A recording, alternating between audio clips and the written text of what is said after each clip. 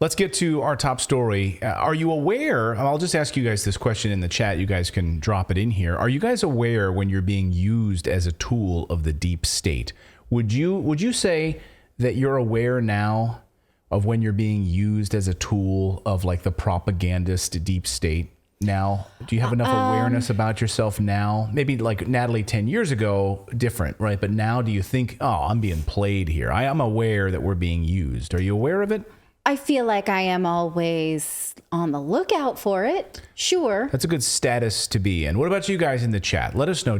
Are you guys aware when you're being used as a tool of the deep state? Because we are all being played right now like a fiddle around China. We've been telling you for a year that the real story is China. We hope you've been paying attention to that. Russia is a distraction, but the real story, of course, is China. How exactly the U.S. was going to try and undermine China wasn't really clear. I think they're pretty stupid. I don't really think they know exactly how they're going to undermine China. I'm worried about the U.S. hegemony, but it's growing increasingly clear now, like what their strategy is around China. So we do want to issue you a warning tonight on the show. Be very careful with all of this controlled propaganda that they're pushing. It's all over your television set right now. Not on this channel, but it's all over Fox, MSNBC, NBC News. Every major media outlet is falling for it. It's actually kind of crazy. I've been talking to a bunch of journalist friends, and they can't believe it either. I mean, they're like, I'm seeing people on Twitter who I would normally think are sane have like lost their mind. But it is a part of, I was a researcher on the book Culture of Fear, and it is part of a normal media cycle that we, were able to establish for all manner of things like Halloween candy, shark attacks, pedophile priests. Those things follow a similar pattern of media cycles. And now it's war media cycles, but it's insert country here. So if we were to just replace all of these headlines with Russia and wind the clock back 1 year, it's the same. And I think the reason that China is now being inserted into the headlines is because the media cycle around Russia was starting to break into pieces when people realized how much it was costing in terms of lives, in terms of money, in terms of, livelihood of normal people. And so because that was crumbling, we needed a new country. I don't know where we would go a year from now with another country, but we could just keep recycling them. I mean, Russia's always a good enemy. And I was thinking about this to myself today as we were talking about, how it's just like dog and bone. How the White House is like, now China's the enemy, and the media is like, okay, yeah, great. Is that like, what do we personally know about China? What do we know, unless you've been there, unless you've lived there, we know the Uyghur story was a manipulation. We went over that in detail. I refer you to the piece we did late last summer on the United Nations report. And so, unless you really know and you're just spitting out these headlines, then yes, you absolutely are a mouthpiece of the deep state. Right. And a lot of people should know better. I mean, this is the thing, right? A lot of people should know better on the right now. I'm not talking about the left, because the left is out to lunch on this, honestly. And we have no dog in this hunt at all. I mean, I think both parties are corrupt. Right. Republicans and Democrats are absolutely corrupt. And we're not here speaking for China. We don't know. No, but we also are not going to sit here and be like, yes, China bad. How do you know that? The news says so. Right. So a lot of people should know better on the right, and they're being used right now as tools of the deep state for a narrative, to push a narrative about COVID and about the Wuhan lab. And it's all a distraction. They want you to fall for this. They really do want you to fall for this story for a very specific reason, which I'm going to get to here in a second. All of the mainstream media, though, if you watched over the past 24 hours, 48 hours, quite honestly, they're all pushing the same story. That COVID came out of the Wuhan lab. We know that. I mean, that's nothing new. We all knew that. Here, you watched the show, you knew that was the case. But now that's the truth, right? And it's all over the TV. And now they're even getting the FBI and the CIA and all of these heads of these alphabet agencies on television to really tell you that this is what happened. Here's NBC News with the FBI director. Watch. A blunt new assessment from the head of the FBI about the origins of COVID-19, deepening the debate this morning over what triggered the global pandemic. The FBI has for quite some time now assessed that the origins of the pandemic are most likely a potential lab incident. Oh, for some time. Well, now you tell us. Why convenient? We've known for some time. Yeah. And he's like, yeah, we knew this. We all knew this. We've known for some time. Meanwhile, the World Health Organization continues to say, we can't complete our investigation. We really don't know. We're done now. We're just going to wrap it up. We don't have the patience for it anymore. We just move along, everyone. Because they maybe don't need it the way that the American political landscape needs it. So when the FBI is speaking on camera, they're trying to get you to believe in something, right? They don't just bring the FBI director out and put him on camera. They want you to believe something. And Fox News, going all in on this story too, in a big way. Watch. China is not too happy about that whole lab leak thing. The communist nation slamming the FBI and accusing the Bureau of politicizing the deadly virus and wants America to respect science and facts. But that's not going to deter FBI Director Christopher Wray. This is what he said he thinks the Chinese are hiding. I will just make the observation that the Chinese government seems to me has been doing its best to try to thwart and obfuscate the work here, the work that we're doing, the work that our U.S. government and close foreign partners are doing. And that's unfortunate for everybody. Yeah. And by the way, did you notice that Christopher Wray, that he was not on just NBC? They trotted him out on all the networks. They make him a press opportunity. He spoke to the Wall Street Journal as well. And this is just on the heels of the Department of Energy report, which we spoke about on Monday, that came out that said that they had low confidence that COVID was leaked from a lab in Wuhan. But the FBI said, hey, we said this a long time ago. We have moderate confidence. Yeah. So we have low and we have moderate. So those are things we go to war over? Yeah. So both the head of the CIA and the FBI, both doing interviews. Since when does that happen? And talking about China and the China threat. What are they hiding? They're a threat over the past few days. And, they might be, right? We've known all of this, though, for 3 years, that the virus came out of a lab in China. We know this. And we already knew that Dr. Fauci was funding it and actively involved in it, even though he denied it. Remember this? Dr. Fauci, knowing that it is a crime to lie to Congress, do you wish to retract your statement of May 11th where you claimed that the NIH never funded gain-of-function research in Wuhan? Senator Paul, I have never lied before the Congress, and I do not retract that statement. This paper that you are referring to was judged by qualified staff up and down the chain as not being gain of function. So let me finish. You take an animal virus and you increase its transmissibility to humans. Right. You're saying that's not gain of function? Yeah, that is correct. And Senator Paul, you do not know what you are talking about quite. Yeah.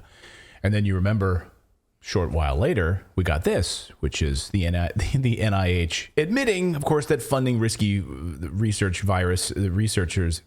funding virus research in Wuhan was actually what they were doing, gain-of-function research. Exactly. And then they admitted it. So they knew this for 3 years. And now, here's the really interesting part of this. I mean, there's a whole bunch of interesting parts we're going to get to, but I find this one really fascinating. They're going to have to walk like a really delicate fence-walking moment here. Fauci's now out of office, right? He's no longer employed in that way. He's still getting a $300,000 pension per year, $380,000 per year pension from the government. So you're still paying him with your tax money. But how do you do this story without blaming Dr. Fauci, right, from the Biden administration? Like, how do you walk this line without blaming him? Oh, right? That's a good question. It's like a real delicate dance they're having to do right now, distracting everyone about it. But everyone on the right, this is stunning. I mean, everyone, like Fox News, and it's just amazing to watch this. I can't really wrap my head around it. I'm trying to. Everyone on the right is falling for this propaganda. Like, see, China killed 6 million people. Like, that's what they're saying. Blaming China for the deaths of millions of people. So watch Fox's Peter Doocy ask Karine Jean-Pierre why Biden isn't punishing China. Watch. Thank you, Karine. Why is President Biden afraid of China? The president is not afraid of China. Well, Did you see the president last week when we went to Ukraine, went to Kyiv? This is not a president that's afraid of anything. It was a historic trip. that many of you said was brave. So clearly, this is a president that's not afraid to go to a war zone. He's not afraid to go there when there's no military presence on the ground. So there's nothing that this president fears. China flew a spy craft over the U.S. The president didn't really do anything to China. And according to the FBI director, China may have created something that has killed more than 1.1 million people in this country. And President Biden is not punishing them. So, okay. It's very easy. So I love Peter, and congrats on his new baby, former colleague of mine. I don't get. So this is the argument now from the right. China killed millions of people. Don't fall for it. Because it's very easy to get on TV and in a 2-minute segment to be able to say, yeah, see, China, and like Ted Cruz and all these people getting on TV over the past 24 hours, like, yeah, China killed all these millions of people, you know, with the lab leak. They're responsible. We need to hold them responsible. And it's much more difficult, though, to have a nuanced discussion about it and really ask the question, wait a minute, did COVID kill 1 million people, 6 million people? Really? Was it COVID? Or was it, and we now have multiple confirmations of this from doctors we've spoken to on this show, very, very smart doctors who are the tops in their fields in the brain and heart and respiratory, and the list is endless, that PCR tests were a major mess up. And the PCR tests have been a disaster, right? Mm-hmm. And what about death certificates? Yeah, we have more questions that we're going to get to later in the show about COVID and like the way that we're reporting it, the way we're rewriting history. So to throw around those numbers now and pretend that did they die of it, from it? Or that we know for sure that like what the impact of the pandemic was, or that it was, because it was the governments that made policy that killed people in other ways. Well, exactly. That's what I'm getting to. Are we going to then, hold those governments to account? I mean, we talk many times on this show about how we would like to, sure. Throwing people together in care, in places in lockdowns where they couldn't leave those places. I mean, the list is endless, right? Doctoring death certificates. We never have death certificates that say died from the flu, right? But now suddenly we have death certificates that died from COVID. So died of, from, and then, it's millions of people, and China did it. Okay. Also, I'm very distracted by that. He went to Kiev, so he's not afraid of anything. Right. Kind of like he is Iron Man. And by the way, when he went to Kiev, and there was they called the Russians a few days ahead of time. We've got confirmation of this. They told Russia, they told Moscow, Biden's coming to Kiev. And they had an agreement back and forth. Yeah, he's fine. Go ahead. And then so they gets to Kiev, and they play these air raid sirens, which no air raid sirens have gone off in that city in months. But now suddenly there's the president, and it's just all for show. Like, as he's walking with Zelensky, they're playing the air raid sirens. Like, he's under attack right now. Look how brave he is. Fearless. It's all propaganda. It's all fake. So you're hearing this over and over again over the past few days about this idea that China is responsible for all these deaths. Watch Liz McDonald at Fox. Liz, very smart woman. She starts off by asking the right question of Senator Ted Cruz. Why now? Like, why are we hearing about this now, Senator? Watch. Look who's here, Senator Ted Cruz, her Senate Foreign Relations. Senator, it's good to have you back on, sir. What's your reaction to this? Why is this coming out now?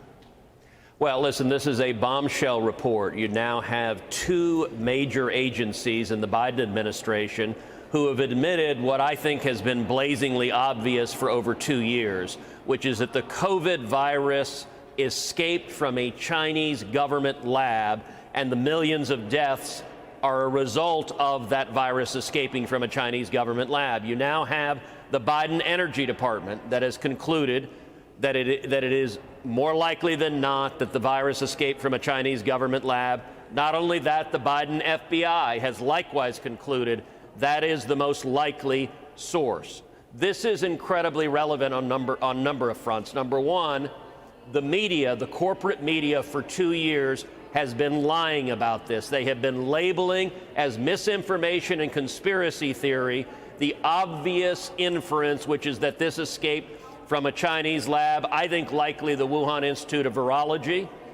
That every one of the media outlets that echoed those talking points from the Chinese Communist Party, every Democrat politician that echoed those talking points should be held accountable. But secondly, we need real transparency, and the government of China needs to be held accountable for the millions of lives that have been lost because of this virus, for the trillions of dollars of damage in terms of jobs destroyed, businesses destroyed, the world economy brought to its knees because of China's culpability. Okay. So Erect their country too. So yeah, and your government policies weren't responsible for this? Like, so what about Sweden? What about other countries that said, well, this is just what about the, we were talking about the Amish, right?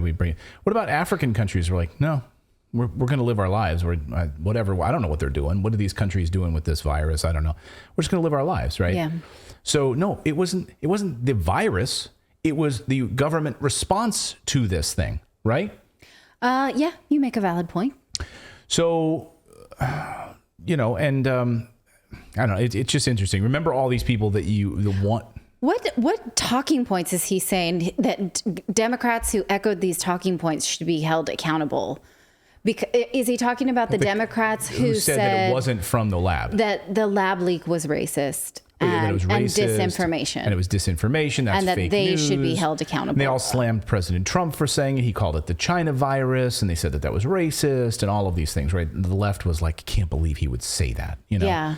So you cannot hold politicians accountable for lying. It is their First Amendment right, and it's sort of exactly there. We've covered a case, I think, in North Carolina where someone tried to do that recently to hold politicians accountable for a political lie, and the judge ruled that you cannot. So they are going to continue to lie. He does not sit there as if he has never told a lie. So, okay, that's a nice thing to say on Fox News and grandstand. Right. But I call him out on that. So remember, all of these people want you to believe that China is the enemy, right? After the U.S. shipped its entire manufacturing base to China so that we could get cheap televisions in the United States. So we gutted our entire manufacturing to send it to China, right? The U.S. doesn't export anything anymore except Hollywood garbage entertainment. When's the last time that you bought an American-made television, a cell phone, a microwave, like maybe the early 1980s, maybe? You bought something that was made in the United States like that? And I'm not talking like, a pair of boots or something like that. I'm talking like an actual item that's being used in the home that costs thousands of dollars and is, a big purchase, right? Big manufacturing purchase. Okay, because I can think of some consumer goods like Doc Bonners or Burt's Bees. That kind of thing. Like a Burt's Beeswax chapstick or something like that. Right. No, I'm talking about actual, big purchases. Did you know that more than 90 American companies made television sets in the early 1950s? More than 90 American companies were competing and making television sets in the United States. And Zenith was the last one standing. Zenith, in 1995, sold off to Korea, and so ended the last of the American TV manufacturing boom. Gone. And there it was. Last U.S. TV maker will sell control to Koreans. Bye-bye. So we're watching what's being called the start of the fourth industrial revolution. And China is leading it right now by a landslide. This is CNBC. Yesterday, look at this. China's factory activity grows further, marks its highest reading in nearly 11 years. China's exports to the global south are up 2 times in 3 years. 2x. On coal, they're continuing to build coal plants. That's what a lot of this is running on. And they're electric building cars. Nuclear. Yeah. They're partnering with Russia on uranium production. So they're actively moving towards nuclear, and they're also still building coal plants. And as David Goldman writes in the Asia Times this morning, China isn't contesting the U.S.-centric order. There's this misconception that China's going directly after the U.S. manufacturing base or going right after. No, it's not actually. It's literally building another world order of its own that has nothing to do with the United States. Think about this. This is scary for us, and it's threatening to us because we're not doing it. It's like, oh, he's doing it first. Now we've got to find a way to undermine him. So here's exactly what the exports to the global south look like. Look at this chart. Over the past 2 years, in 3 years, actually, look. So this is Turkey, India, Indonesia, Vietnam, Thailand, Malaysia, the Philippines, Brazil, Mexico, all of these exports from China skyrocketing to the global south. We don't send anything there. What are we exporting to the Philippines except for weapons and building military bases there? TikTok dances. No, we're not. We're even trying to ban TikTok. Malaysia, Thailand. We're not sending stuff to Thailand and Vietnam. China is. And not only that, they actually are building manufacturing in those countries. Look at this data yesterday. This is today. This is this morning data. America has over 1 million factory jobs that are open and unfulfilled. America has 1 million jobs open in manufacturing that no one wants. So this is all about the value of the US dollar and the military-industrial complex. It's not about COVID at all. While the United States started closing down its factories and sending them to China and Mexico, China did something actually very different. It dramatically expanded its middle class. I mean, it jumped almost by like 40% in just a few short years. Stunning. And it started building or buying factories in Vietnam, Indonesia, and Mexico. So then when these companies are like, we're getting out of China. I'm sick of the Chinese.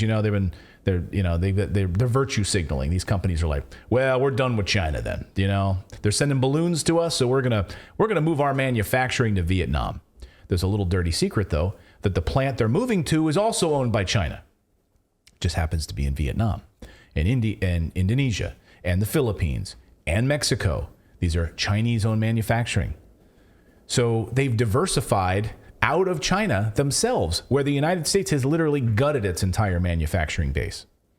And now, of course, under this Inflation Reduction Act, which is an inflation increasing act by the Biden administration, they're trying to bring American, manufacturing back to the United States. Mm-hmm. It's not going to happen. What kind?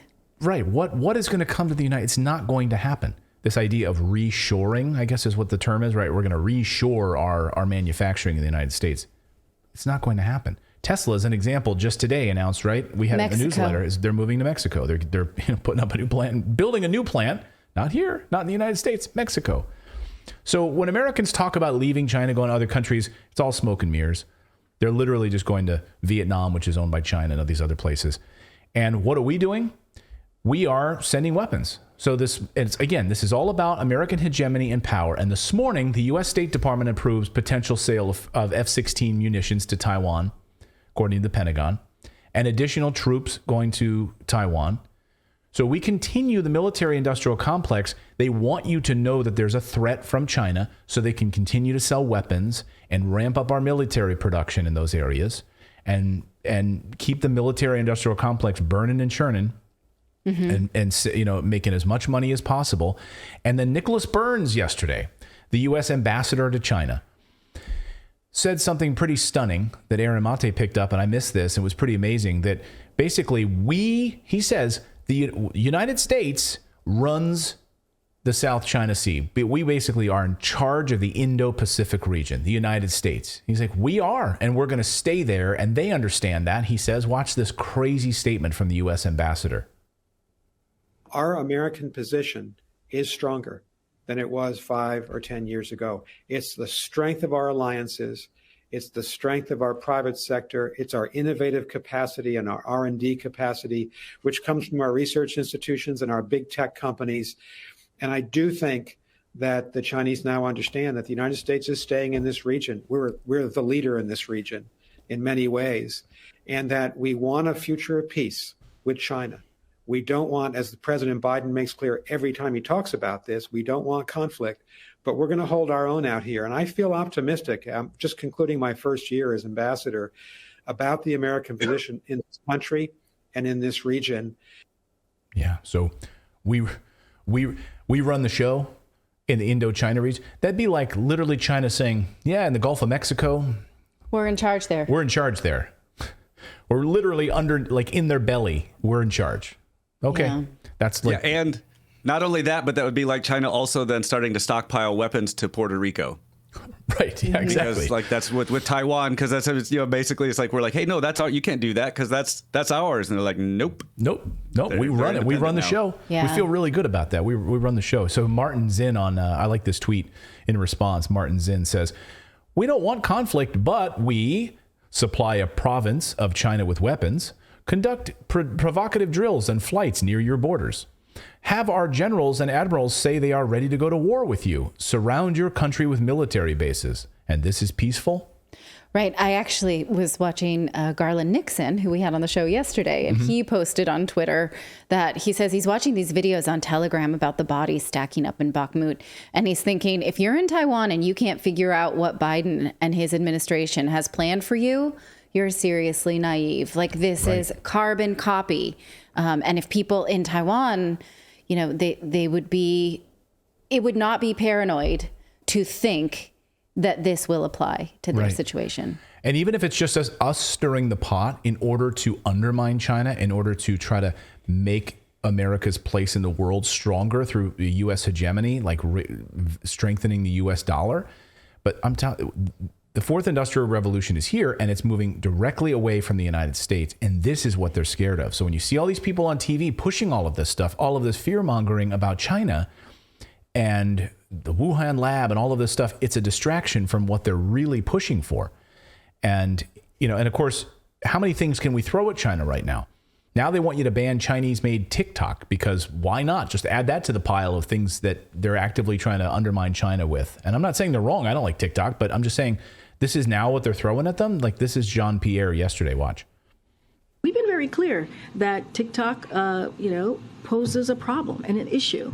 And so we have concerns about that as it relates to Americans' data, collecting Americans' data, and the potential national security risk. And we've been very, very clear on that. We're very clear. Oh, yes. Have you ever heard of the NSA? Yeah, right. So the NSA, that Edward Snowden taught us about, right, actively collecting all of our data, but we're worried about China doing it through TikTok, but we'll do it surreptitiously and lie about it. It's actually, so in his book, he talks about how he was... Edward Snowden was asked to do a presentation on how China collects data on citizens, on its own citizens, I believe, was what the report was on. And as he was doing this, he was like, why is all of this classified information about how China surveys its population in here? Why do we know this? And if we know this, there's no way we don't do it too. It just started to get in his crawl that he was like, if we know this, we're doing it. Right. And he was obsessed with the fact that he wanted to figure out, because he felt like because he was finding it on all of these classified servers, it told him we must be doing it more so. And that's why I'm getting this assignment. Wow. Is to shine the spotlight on them because we're doing it worse. And he saw that was his hypothesis, when you're writing a term paper, I'm pretty sure this is the case. And that's what sent him digging. Wow. It's amazing. So there you go. I'm just telling you, warning you guys, pay attention to the China propaganda all over your televisions. It's much more nuanced than this, but it really just comes down to the power of the U.S. dollar, America's place in the world, and how we're going to undermine China with this fear-mongering and sanctions or war, or what we do in Taiwan. So just keep your eyes out for it. And I was thinking today, what can I do as a responsible citizen? Because I've never been to China. I don't really know what, is behind the curtain there. But I'm pretty sure these headlines are being manipulated for government power, to hand somebody that's not me power. So the very least that I can do is not puppet things that I don't know for sure. So if you find yourself saying, well, China's the wrong guy, or even just like that CNN clip with Roger Waters, if you find yourself saying, hey, they're the human, they're the human rights abuse here, do you know that? If not, then shut up. Right, exactly. Well, they've got the perfect I don't know if it's even a trifecta. I don't know how many there are in it, but they've got China's building up weapons and sending them to Russia. So China's got this massive army. And then they're talking about their oppression of Taiwan and their economic domination of the U.S. They're stealing your jobs too. So now they've got a big army. They're taking your jobs. And with TikTok, they're and they're going after your children. They're piling it on so that everybody gets a button pushed. We didn't even get to gas, there's a single to the narrative. petro yuan. Yeah, we didn't get to the petro-yuan. We didn't get to the China's Belt and Road Initiative, which is a major threat to, distribution and trade through the Middle East in areas that the United States, was instead wasting money and doing stupid stuff instead of building up our own infrastructure. And China wasn't. So, I mean, again, this is now we're sort of like a crying toddler that we didn't get our way. And I would love to see, someone interrupt Karine Jean-Pierre and say, oh, you're worried about TikTok because of how hard it is on young people and their self-body image and that kind of thing. She'd be like, no. No, worried about it because of China. At all. Yeah, we're worried about it because of China. Not that. We subsidize junk food. We don't care about young people's bodies. Or the drag shows that are all over TikTok. No, we're not concerned about that. Not that. It's because it threatens us. Yeah. Thank you so much for watching this segment here at Redacted. We are live every day at 4 p.m. Eastern Time, trying to share the stories that the mainstream media will not cover. You should also come over and join our community of Redacted Rebels over at redacted.inc. That's our private locals community where we can share exclusive content that we simply cannot share here on YouTube. Come over and join the rebellion together right now by going to redacted.inc. We'll see you next time.